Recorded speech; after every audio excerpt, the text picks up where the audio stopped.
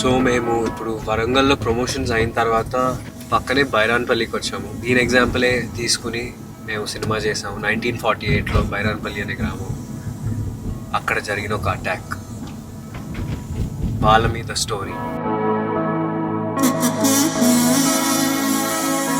ఈ ఊరు గురించే సినిమా, చాలా ముఖ్యమైన భాగం ఈ సినిమాలో బైరాన్పల్లి.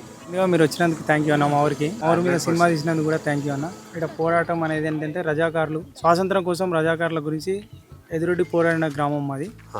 Main character Rajireddy. ఆ రాజిరెడ్డి ద్వారానే ప్రజలందరూ కలిసి అర్ధరాత్రి పడుకున్నాక వాళ్ళు వచ్చి దాడి చేసారు.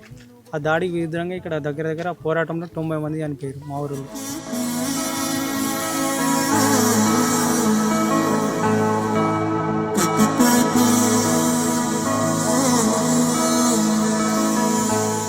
మొత్తం కూటిగల్ గ్రామం ఇక్కడ పక్కపంట ఉంటుంది. వాళ్ళు మా ఊరోళ్ళు కలిసి పోరారెడ్డి ఇక్కడికి.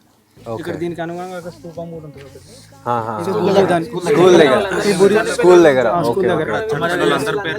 ఈ బుర్జు మీద నుంచి అక్కడ హోల్స్ ఉంటాయి. అందులోకెళ్ళి నాటు తుపాకులు వాళ్ళు తయారు చేసుకున్న తుపాకులతోనే ఇక్కడ దండోరు వేస్తారు అన్నట్టు. వాళ్ళు వస్తారని చెప్పి ఆయన దండోరు వేస్తే అందరూ ఒక దగ్గరకు వచ్చి ఒక్కొక్కరి చేతిలో కొంచెం కారం పొడి కానీ వాళ్ళకి ఉన్న ఆయుధాలతోని వాళ్ళ మీద ఫైట్ చేసారు. ఇక్కడ డోర్ ఉంటుంది, ఇక్కడ నుంచి లెఫ్ట్ లోపల కూడా ఒక చిన్న రూమ్ ఉంటుంది సెపరేట్, డిఫెన్స్ దాచుకోవడానికి కానీ అందులో ఎవరైనా సీక్రెట్ గా దాచుకొని ఎవరైనా సడన్ అటాక్ చేసినప్పుడు కూడా చేయడానికి లోపల ఒక డిజైన్ చేసుకున్నాం.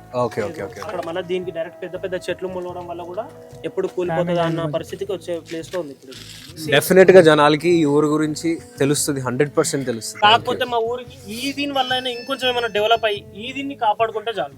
మా ఫ్యూచర్ జనరేషన్, మా వచ్చే పిల్లలకు కూడా మన ఊరికి ఇంత చరిత్ర ఉందని ఒక 10 మందికి తెలిస్తే చాలు. డెఫినెట్ గా అండి, ఈ సినిమా తర్వాత డెఫినెట్ గా బైరాన్పల్లి అనే ఊరు గురించి చాలా స్ట్రాంగ్ గా కోరుకుంటున్నాం. మీ సినిమా కూడా చాలా హిట్ కావాలని చాలా డెఫినెట్ గా